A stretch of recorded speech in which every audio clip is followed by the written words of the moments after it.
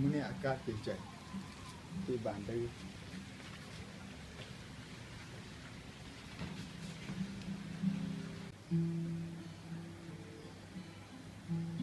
เฮ้ยเดี๋ยวพ่อผมเตะบาทแล้วลูกเยอะ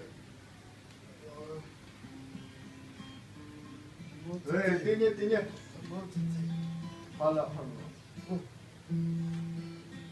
ถึงว่ามื้อนี้ไปเตะน้ำจุอันห้องสาสุนเก่าเลยลงเบียร์กันกูบ่มีเงินนะ